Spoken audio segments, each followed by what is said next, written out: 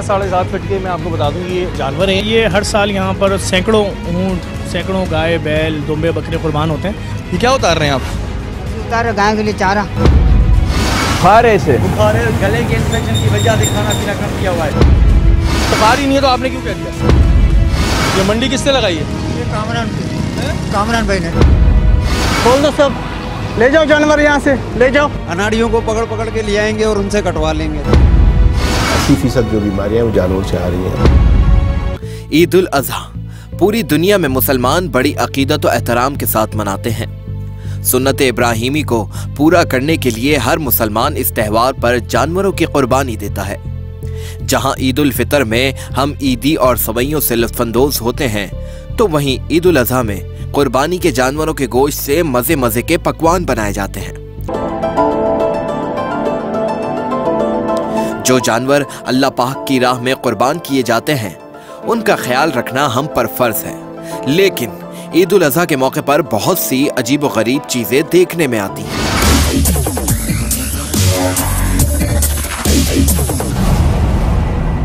ईद उल अजहा के करीब आते ही पूरे शहर में नाजायज मवेशी मंडियां भी कायम कर दी जाती हैं, जो कि बहुत सी बीमारियां और ट्रैफिक जैम का सबब बनती हैं। बहुत सी जगहों पर तो ये देखने में आया कि कुर्बानी के जानवरों के ऐब छुपाकर उन्हें जाली चीजें भी लगा दी जाती हैं। आज से कुछ माह कबल मवेशियों के अंदर लंपी डिजीज बीमारी ने जन्म लिया, जिससे पूरे पाकिस्तान में तशवीश की लहर दौड़ गई।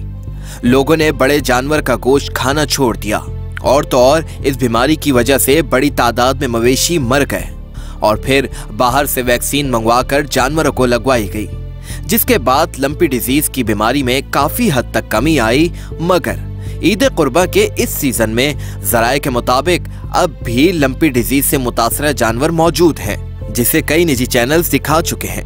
और ये मंडी इंतजामिया के लिए लम्हे फिक्रिया है, क्योंकि ये बीमारी कोरोना वायरस की तरह है, जो एक जानवर से दूसरे जानवर में मुंतकिल होती है। बकरा ईद पर बकरों को बेसन का पानी पिलाकर खरीदारों के साथ भी फ्रॉड किया जाता है। बेसन का पानी पीकर बकरा सेहतमंद नजर आता है और जब खरीदार घर पर लेकर जाते हैं तो अगले ही दिन बकरा अपनी असल हालत में आ जाता है। बकरों को बेसन का पानी पिलाने का अमल जबरदस्ती किया जाता है, जो कि बहुत तकलीफदेह होता है। और भी बहुत सारी चीजें ईद कुर्बा पर होती हैं, जो हम आज के प्रोग्राम में आपको दिखाएंगे। ईद उल अजहा करीब आते ही जानवरों के अताई डॉक्टर्स की एक बड़ी भरमार हमें नजर आती है। जहां देखो वहां जानवरों के अताई डॉक्टर्स हमें नजर आते हैं। बस एक टेबल होती है, कुर्सी होती है, कुछ दवाइयां होती हैं और एक बैनर आवेजा होता है। लेकिन ये अताई डॉक्टर्स कुर्बानी के मासूम जानवरों के साथ क्या करते हैं, आइए आपको दिखाते हैं। इंसानों के अताई डॉक्टर्स के साथ साथ हम जानवरों के अताई डॉक्टर्स भी आपको कई बार दिखा चुके हैं। जाहिर सी बात है, जानवर तो जानवर होता है, ना वो ये कह सकता है कि वो कैसा महसूस कर रहा है और ना ही वो अपनी तबीयत का हाल उन्हें बता सकता है, जिसका ये अताई डॉक्टर्स भरपूर फायदा उठाते हैं और 3 से 4 इंजेक्शन बेजुबान जानवरों को लगा देते हैं। बीमारी चाहे कोई भी हो, इंजेक्शन एक ही होता है जो हर बीमारी का इलाज करता है। बुखार है, गले के इन्फेक्शन की वजह से खाना पीना कम किया हुआ है। और अभी मैं इसको इंजेक्शन लगा, ये थोड़ी देर के बाद खाना पीना शुरू करेगा। अभी ये इंजेक्शन किस चीज़ का है? ये इंजेक्शन एंटीबायोटिक है, बुखार उतारने के लिए। बुखार का लगाऊंगा, पेन किलर लगाऊंगा, मल्टीविटामिन दूंगा। डॉक्टर साहब बीमार है ये दुम्बा जो है? कोई इस तरह की डिजीज नहीं है उसमें, सिर्फ सिंपल बुखार है इसको इस वक्त। तो बुखार है, गले का इन्फेक्शन है और आपने बताया कि कितने दिन में सही हो गए? 1 से 2 दिन में सही हो जाएगा। 1 से 2 दिन में सही होगा। डॉक्टर साहब आपने डिग्री कहाँ से ली? मैंने टंडोर जाम एग्रीकल्चर यूनिवर्सिटी से। अभी तो हमने इसको इतना सारा चारा खिलाया, दौड़ाया, भगाया, ये तो बिल्कुल सही है, ये तो भाग दौड़ रहा है, इसकी तो वीडियो बनी हुई है। आप ये भी लगा रहे थे कि किस चीज़ का इंजेक्शन, तो आप जो लगा रहे थे बगैर सोचे, बगैर समझे, बगैर देखे, आप क्या लगा रहे थे? सिंपल एंटीबायोटिक है। तो आपको क्यों लगा रहे थे? उसको एंटीबायोटिक की ज़रूरत थी क्या? उसको एंटीबायोटिक की ज़रूरत थी? बिल्कुल ज़रूरत है। मतलब मैं यहाँ पे चैलेंज करने को तैयार हूँ, यहाँ पे जितने लोग खड़े हुए हैं, कोई एक बता दे वो दुम्बा बीमार है, वो दुम्बा बीमार ही नहीं है। और आपने बताया कि जी, आपने आपकी रिकॉर्डिंग हुई है सारी वहाँ पे बैठ के, कि आपने बताया कि जी उसको थ्रोट इन्फेक्शन है, बोला है ना आपने? आपने बोला उसको बुखार है? नहीं, आपने बुखार का बोला है? बुखार चेक किया मैंने, बोला है बुखार है। बुखार कैसे चेक किया आपने? जी हाथ लगा के। हाथ लगा के बुखार चेक हुआ था? जी बिल्कुल, थर्मामीटर से भी करते हैं। थर्मामीटर से आपने नहीं किया, आपने हाथ से? मैंने थर्मामीटर से नहीं किया, मैं मानता हूं। उसको जब बुखार ही नहीं है तो आपने क्यों कह दिया? इन लोगों को हम कई दफा टारगेट कर चुके हैं और आवाम को भी चाहिए कि कुर्बानी के जानवरों के लिए अच्छे डॉक्टर्स चुने, ना कि सड़क पर बैठे हुए अताइयों के हवाले कर दें। नमूनिया था उस गाय को? नहीं हो थोड़ा सर्द गर्म कुछ नहीं है, सही है। इसे 3-4 साल पहले भी पकड़ा था। 3-4 साल पहले इसने कहा कि अब नहीं करूंगा। फिर बकरीद आती है, ये देखें, ये लेके बैठ जाते हैं। आते ही बोल दिया नमूनिया है। 2-3 लोगों को और भी लगा चुका और ये ऐसी पागल बनाता सबको। कितने पैसे लेता है? 400-500 रुपये, 500, 1000, 800 ये ऐसे लेता है ये। फिर तुम्हें शर्म आती है? तुम्हें मैंने पकड़ा था ना, तुम्हें याद है मैंने तुम्हें पकड़ा था, इधर ही पकड़ा था। उस वक्त मैंने एक को नहीं लगाया। तुमने अभी तुम आ गए, तुम डॉक्टर जब नहीं हो, तुम ये लेकर आ गए थैली में। ये देखें जी, और क्या क्या इसमें, मतलब इंसानों के जाली डॉक्टर तो है, बकरीद में जानवरों के जाली डॉक्टर। ये देखो, सबसे पहली बात यह है कि जितने भी बताई डॉक्टर हैं वो जानवरों के हों या इंसानों के, वो बहुत ख़तरनाक होते हैं। उनको ये नहीं पता होता कि किस टाइम कौन सी इंजेक्शन लगानी है। न सिर्फ उनके लिए जान के ख़तरा है, लेकिन वो इंजेक्शन अगर गलत लगा देते हैं तो वो पार्ट बन जाती है उस बॉडी का और फूड चेन का हिस्सा बन जाती है। तो अताई डॉक्टर्स के ऊपर काम हम भी कर रहे हैं, खाता डिपार्टमेंट भी, लेसन लाइफस्टाइल डिपार्टमेंट भी कर रहा है, लेकिन फेडरल गवर्नमेंट का है पाकिस्तान वेटरनरी मेडिकल काउंसिल। तो जब तक वो किसी को कार्ड या कोई सर्टिफिकेट इशू नहीं करता प्रैक्टिस की, या इस सर्टिफाई नहीं करता, रजिस्टर नहीं करता, तब तक कोई डॉक्टर ट्रीटमेंट नहीं कर सकता। इवन उसके पास डिग्री भी हो फिर भी ट्रीटमेंट नहीं कर सकता, ये लॉ ये कह रहा है। तो अताई तो दूर की बात है। तो अताई डॉक्टरों के ऊपर हर बंदा जो है ना वो अपना लेबल लगा के बैठ जाता है, तो वो बहुत ज़्यादा गलत है, और ना सिर्फ जानवरों की सेहत के लिए लेकिन इंसानों की सेहत के लिए भी ये हानिकारक है।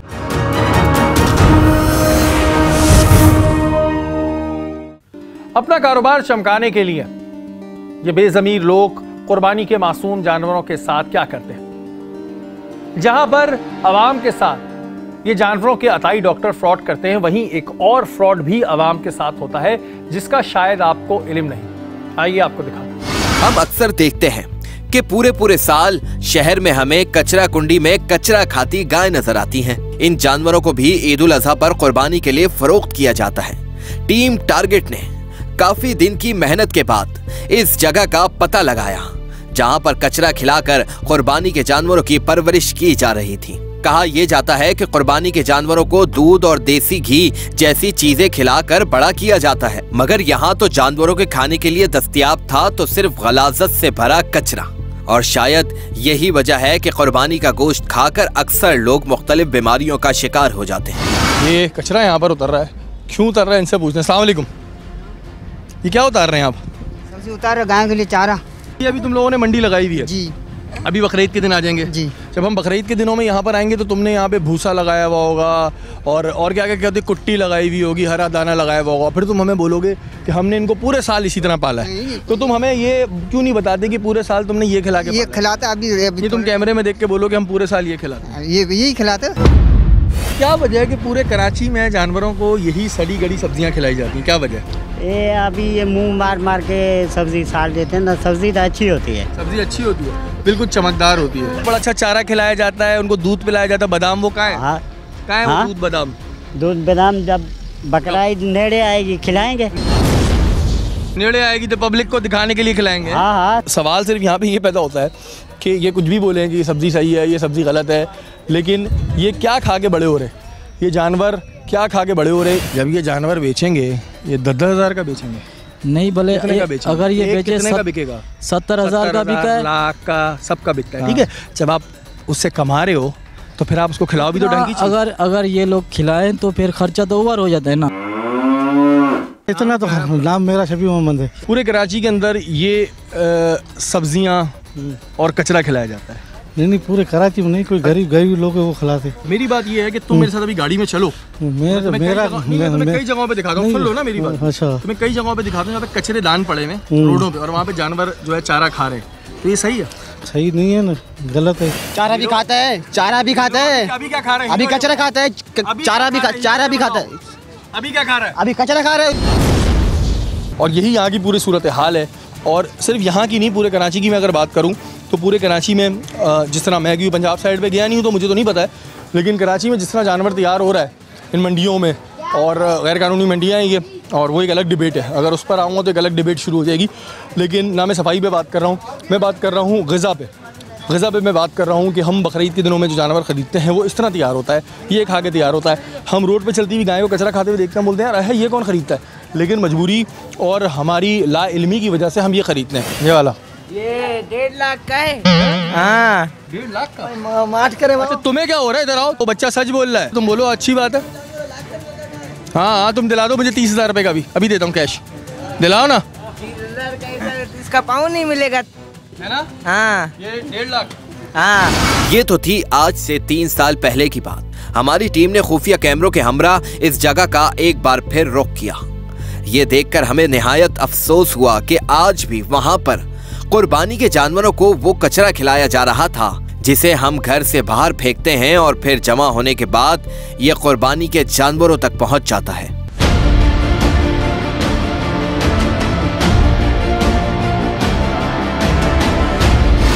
ऐसे फ्लैटली ये नहीं बोला जा सकता कि हर कचरा नुकसानदायक है। कुछ ऐसा कचरा है जो फ्रूट वाला है या सब्ज़ी वाला कचरा है, वो तो खाना चाहिए, वो ज़्यादा घास से ज़्यादा ताकतवर है।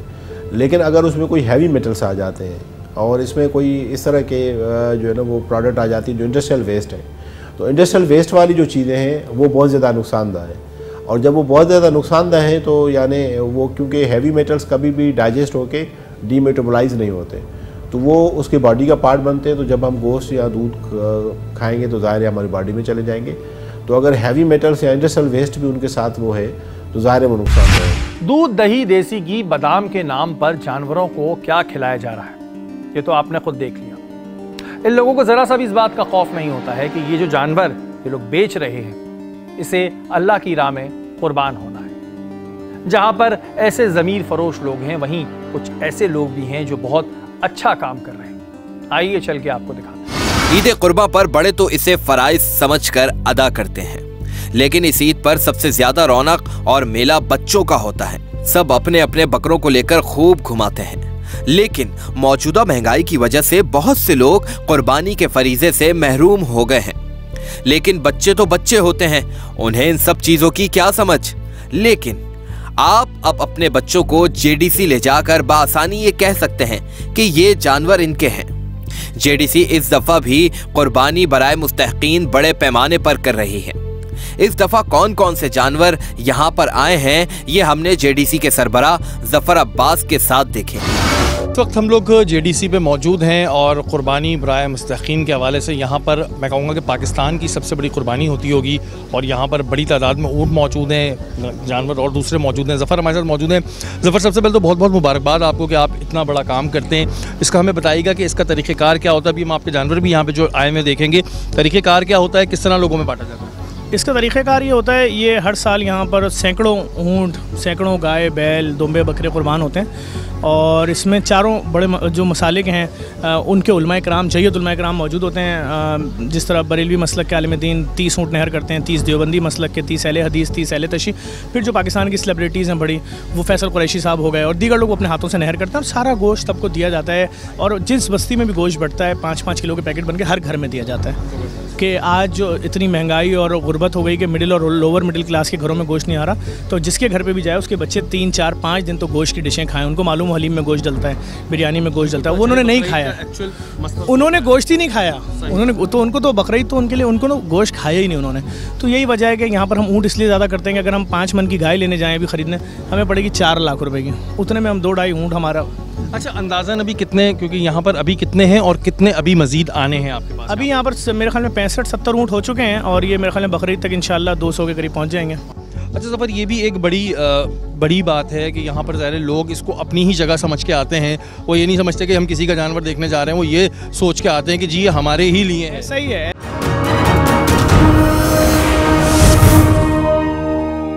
ये 2 कोहान वाले हैं चारों, वो एक बैठा भी हुआ है, ये सब तुर्की से आए हैं।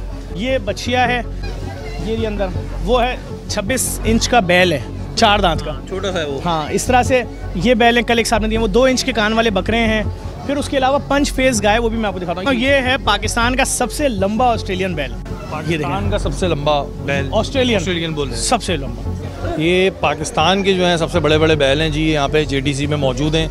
और आप हाइट चेक करें ज़रा, आप इनका कदो कावत चेक करें, ये 7 फीट से ऊपर के हैं मेरे ख्याल से। आप यहाँ से हाइट समझ नहीं आई, आइए पीछे से देखते हैं। आप कुर्बान इसकी गर्दन ऊपर करना, हाँ ऊपर करो। अब आप वहाँ खड़े हो, उसके नीचे खड़े हो। हाँ, लेकिन आपकी हाइट से कितना ऊपर है? 7.5 फीट के हैं ये माशाल्लाह। 7.5 फीट के। मैं आपको बता दूं ये जानवर हैं और ये यहाँ पर JDC में लाए गए हैं मुस्तहिकीन के लिए, और तमाम लोगों को जो है इससे जो सबक भी सीखना चाहिए और इसी तरह मोहब्बतें आगे बढ़ानी चाहिए।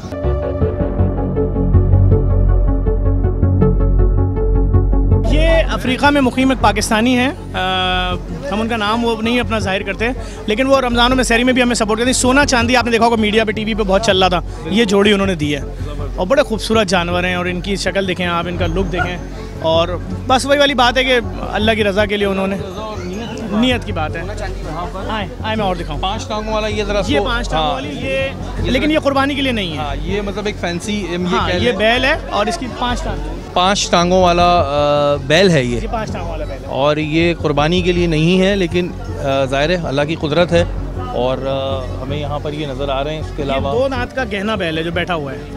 अच्छा, गहना जिसकी हाइट छोटी होती है। ये बहुत खूबसूरत जानवर है, 2 दांत में। देखें यहाँ पर हमने किसी जानवर को खूबसूरत मोहरा नहीं पहनाया, हमने कोई इसको सजावट, जैसे आए वैसे ही हैं, क्योंकि देखिए मुस्तहिकीन के लिए, कुर्बानी के लिए आए। हमें लोगों का खुलूस है कि वो एक से बढ़कर एक चीज़ दे रहे हैं। ऐसे भी लोग हैं जो कह रहे हैं 10 ऊँट मेरी तरफ से, कोई कह रहा है 20 ऊँट मेरी तरफ से। इसकी ख़ास बात यह है कि इसकी नाक, इसका फेस, इसके सींग, इसकी आँखें और इसके चारों पाँव और आधी दुम सफ़ेद है। ये इसकी खास बात है, इसकी खूबसूरती है। इसकी आंखों में आप देखें, पाकिस्तान का सबसे हैवी वेट ऑस्ट्रेलियन है। अरे खोले नहीं, ये इससे हैवी वेट आपने ऑस्ट्रेलियन अपनी लाइफ में नहीं देखा। इसका अंदाज़न कितना वज़न? मेरे ख्याल में 2200-2400 किलो का, बहुत माशाल्लाह ये एक अलग चीज़ है ये। तो ये अच्छा, ये थोड़ा सा यूनिक मुझे ऊँट लग रहे हैं, इनकी क्या क्वालिटी है? थोड़ा सा असल में बेसिकली ये पाकिस्तान में एक समझें, पाकिस्तान की पहचान कह लें या पाकिस्तान की सौगात कह लें एक तरीके से, या ख़ास है कि तौसा शरीफ में ये परवान चढ़ते हैं। उसके अलावा पूरे पाकिस्तान में कहीं सफ़ेद ऊँट नहीं है, ये वहीं पलते हैं। वहाँ की ज़मीन में कुछ ऐसा है कि ये ब्रीड इसी कलर की रहती है, और अगर इसको दूसरे शहरों में ले जाएँ, वहाँ ये अफजाइश नस्ल करे तो रंग चेंज हो जाएगा। तो ये वहाँ से हम हर साल परचेजिंग करते हैं, चूँकि हमारी क्वांटिटी बहुत बड़ी होती है, तो इसीलिए 100, 150, 200 जो भी ऊँट होते हैं, हमारी कोशिश होती है कि सफ़ेद खूबसूरत आएँ। और हालांकि अभी हम इसके ऊपर खर्चा करने पे आए 5-5 हज़ार रुपये के मोरे और कंगने इनके पाँव में, लेकिन हम चूँकि फलाईदार हैं, हमारे पास जो जिस चीज़ का लोग देते हैं हम वही करते हैं। और ये ज़ाहिर तीनों दिन, क्योंकि आप लोग के बड़े डेफिनेटली बिजी रहते होंगे, और उस पर फिर कसाईयों की भी एक बड़ी फ़ौज होती होगी। 400 कसाई होते हैं जो 3 घंटे के अंदर तकरीबन 350 जानवर काट देते हैं, गोश्त बना देते हैं, और फिर पूरे कराची की बड़ी बड़ी NGOs यहाँ मौजूद होती हैं, तो थैली में गोश्त लेके जाती हैं, ट्रकों में, सुजुकियों में, मदारिस में जाते हैं, उलमाए कराम जो चारों मसालिक के आए होते हैं वो लेके जाते हैं। बढ़ता है गोश्त, गलियों में, मोहल्लों में, जिस बस्ती में जाते हैं हर घर में देते हैं। ये मुझे बड़ी बात पता चली कि इतनी जल्दी हो जाता है ये सब। सर बहुत बड़ा ठेका है, बहुत बड़ा ठेका। नाज़रीन, हमारे साथ सिद्दीकी बॉस मौजूद हैं और आप सभी इनको जानते हैं, सोशल मीडिया पे काफ़ी मशहूर हैं शेर व शायरी के हवाले से। और सबसे पहले तो इनके लिए दुआ करें, अल्लाह ताला इनको सेहत और कामयाबी अता फरमाए। आपको पता है इन्हें कैंसर हुआ है। सिद्दीकी भाई, अभी तबीयत कैसी है आपकी? बस कीमो चल रही है, उम्मीद बेहतरी की है, लेकिन इसमें बड़ा लॉन्ग टर्म पीरियड लगता है। अभी जो है वो थोड़ी सी कीमो के इफ़ेक्ट्स हैं। आज घबराहट ज़्यादा थी, और ज़फ़र भाई ने जिस हद पे दोस्ती निभाई है ऑपरेट के बाद, मैंने बोला मुझे आना बनता। क्या कहेंगे आप यहाँ पर आए हुए हैं, मुस्तकीन के हवाले से एक बड़ी कुर्बानी हो रही है, इस पर क्या कहेंगे? ज़फ़र अब्बास ने ये सारे माहौल को चेंज किया। वो कहता है नया जोड़ा जो है वो गरीब पहनेगा, ताज़ा खाना जो है वो गरीब खाएगा, बेहतरीन कुर्बानी जो होगी तो वो गरीबों के पास जाएगी। अल्लाह इसके हौसले को बुलंद रखे और इसी तरह ये आगे की तरफ जाता रहे। बिल्कुल जी, आपके लिए एक दफ़ा फिर बहुत सारी दुआएं। Thank you.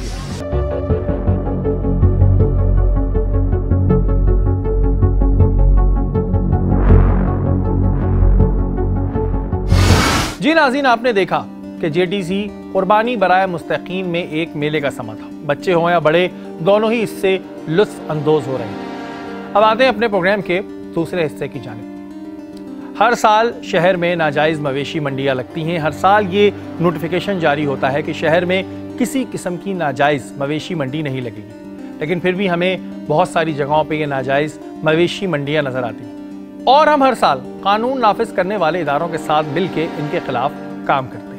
Deputy commissioner Tariq Chandio साहब, जो दीगर शोबों में भी बहुत अच्छा काम कर रहे हैं, उनको नाजायज मवेशी मंडियों के खिलाफ शिकायत मौसूल हुई, जिस पर उन्होंने असिस्टेंट कमिश्नर गुलशन इकबाल सत्तार साहब को नाजायज मवेशी मंडियों के खिलाफ कार्रवाई करने का हुक्म दिया।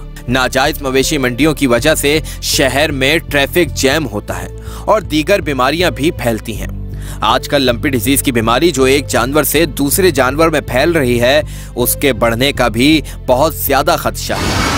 जी नाज़रीन, जैसे कि आप लोगों को पता है कि इस वक्त में ईद उल अज़हा का जो है वो महीना चल रहा है और कमिश्नर कराची की जानिब से सख्ती से हिदायत होती हैं, जो हर साल होती हैं, कि गैर कानूनी मंडियाँ ना लगाई जाएँ। कुछ मंडियाँ होती हैं जिनके बारे में बताया जाता है कि इसके अलावा कहीं और गैर कानूनी मवेशी मंडियाँ ना लगे, लेकिन हमें शहर में जगह जगह ऐसी बहुत सी मंडियाँ नज़र आती हैं।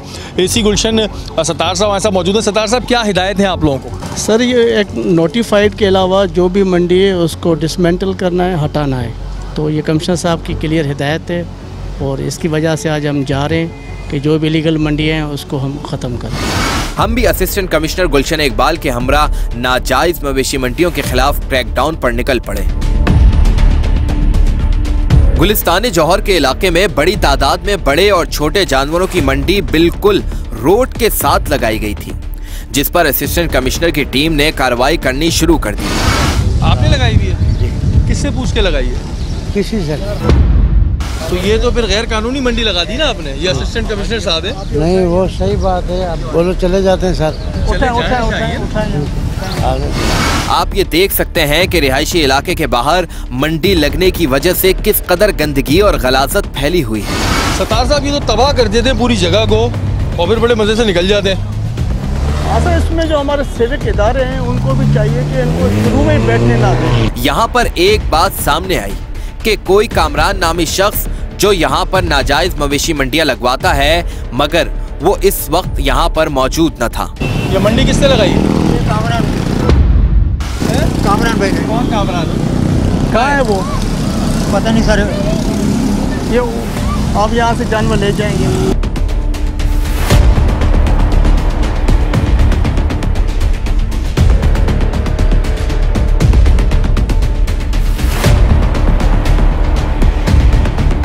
किससे पूछ के मंडी लगाई है?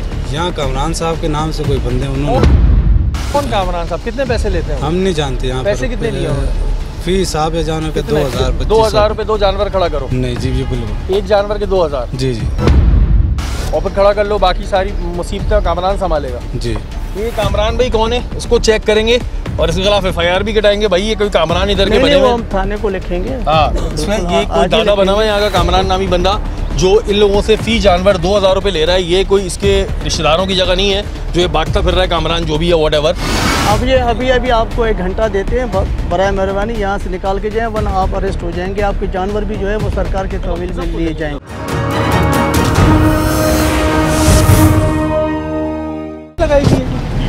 क्या नाम है आपका? अली नाम है। यार, तो ये मतलब आपने परमिशन ली किसी से? नहीं, जगह जिससे नहीं, वो तो दिखाएं मुझे ना। जगह किसी जगह दे ना मुझे, इन राइटिंग होगी ना। बगैर परमिशन के कैसे आप बैठे हुए हैं? बिल्डर की। बिल्डर कौन होता है?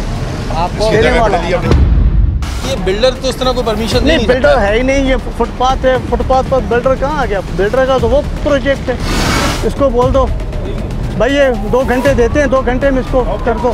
लेकिन जी इस वक्त में यहाँ पर कार्रवाई की है असिस्टेंट कमिश्नर साहब ने, और ये ऐसी शहर में जहाँ जहाँ गैर कानूनी मंडियाँ लगी हुई हों उनके खिलाफ। और अगर आप इस तरह हमें आइडेंटिफाई करते रहेंगे तो हमारे लिए आसानी होती है, और मीडिया के होते हुए भी हमें काम करने में बहुत आसानी होती है। बिल्कुल जी, अपने तौर पे इसको आप लोग अपने तौर पे भी चेक करें। मैं बहुत शुक्रगुजार हूँ कि उन्होंने टाइम दिया हमें और उन्होंने ये आइडेंटिफाई की इलीगल मंडियाँ। तो इससे ये हुआ कि आज हम 3 जो है मंडियाँ वो हम डिसमेंटल कर चुके हैं, और इंशाल्लाह इसको फॉलोअप करेंगे ताकि ये फिर यहाँ पर ना लगे। बिल्कुल जी, अब आइंदा जहाँ जहाँ ऐसी मंडियाँ लगी हैं उसके ऊपर इससे ना खरीदें तो बेहतर है, क्योंकि इससे शहर में गंदगी होती है। बहुत शुक्रिया सर आपका, thank you so much. Thank you. जराये के मुताबिक मंडियों में चारे वालों से DMC के मुताबिक एहलकार पैसे बटोरते हैं, जभी वो यहाँ नजर नहीं आते।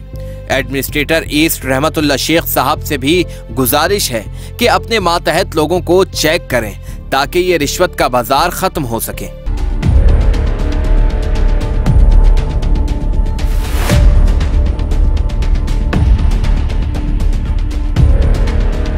हर जगह मंडी लगाना भी गलत है, क्योंकि आजकल स्लोगन है वन हेल्थ का।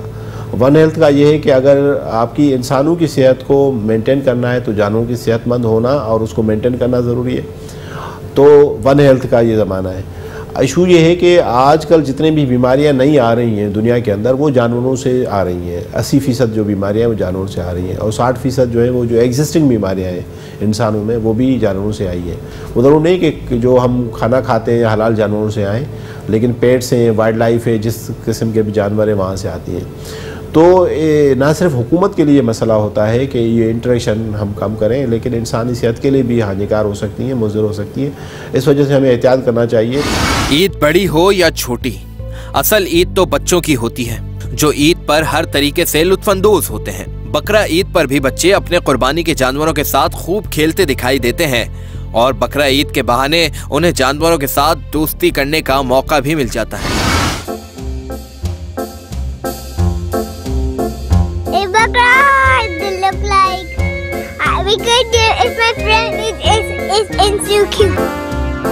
कल फजर में गाय आई थी, इसको फिर हमने खाना वाना दिया था। हर रोज 3 दफा टहलाने लेके जाते हैं, जब वो आती है उसको पानी भी देते हैं, खाना देते हैं, उन्हें पानी नहलाते हैं।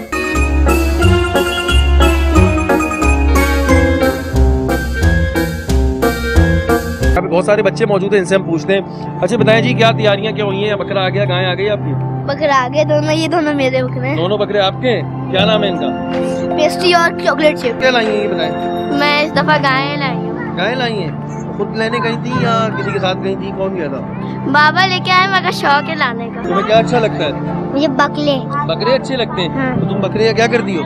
बकरों का मैं खाना नहीं खिलाती। खाना नहीं खिलाती? अपने साथ रखती हो? अपने कमरे में सोते हैं तुम्हारे साथ? नहीं। फिर? मैं नहीं सुलाती अपने कमरों में, गंदा करते तो। क्या लिया हुआ तुमने अपने हाथ में? बकरे का खाना, भी बकरे को खाना खिलाती। तुम्हें बकरे से डर लगता है?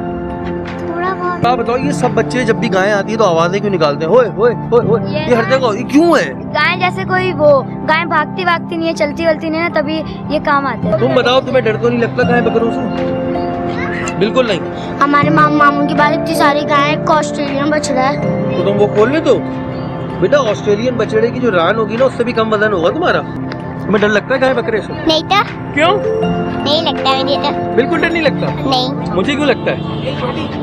मुझे गाय से डर लगता है। मुझे डर नहीं लगता। मुझे बकरे से भी लगता है। मुझे तो बकरे से नहीं लगता। क्यों? बकरे शरीफ होते हैं। इसको डर लगता है बकरे से? डराओ, बकरे के पास चलें? नहीं लगता मुझे डर लगता है? जानवर तो लोग ले आते हैं, मगर उनकी कुर्बानी के लिए हर कोई चाहता है कि सस्ते से सस्ते कसाईयों का इंतखाब किया जाए। और फिर अनाड़ी कसाई कुर्बानी के जानवरों के साथ क्या क्या करते हैं, ये तो आप सोशल मीडिया की कई वीडियोस में देख चुके होंगे। अच्छे और नस्ली कसाई का इस दफा का रेट क्या है, ये जानने के लिए हमने रुख किया कसाई मार्केट का। पहले दिन के तकरीबन 5000 रुपये कटाई होगी बकरे की। बड़े जानवर के मुख्तलिफ रेट हैं, जैसे जानवर वैसे दाम होगा। भाई 25,000 रुपये गाय के लेंगे और 7,000 रुपये बकरे के। बकरा ईद पे इस दफ़ा तो हैं 7,000 रुपये बकरे के हैं और आपके गाय के 25,000 22,000 रुपये हैं। भाईजान महंगाई है, मसला सारा ये है, लोग लाखों की कुर्बानी कर लेते हैं, कसाई को प्रोफेशनल को देने के लिए उनके पास दिल नहीं होता। मसला सारा ये है, अनाड़ियों को पकड़ पकड़ के ले आएंगे और उनसे कटवा लेंगे। नाड़ी और उसमें तकरीबन सामने पता चल जाता है, ज़ाहिरी बात है, माल काटता है तो खाल उतरती है, गोश्त बनता है, खुलता है गोश्त, तो सामने आ जाता है सब कुछ। वो आपको पहचानना पड़ेगा। प्रोफेशनल जो अपने रेट से काटेंगे और जो अनाड़ी जो होंगे ना, वो कम रेट में भी 5,000 में 7,000 में जानवर काट देंगे। ऐसी बात नहीं है, हम भी कोई माँ के पेट से सीख के नहीं आए, तो सारी बात है सीखने की। अल्लाह पाक उनको भी रोज़ी दे।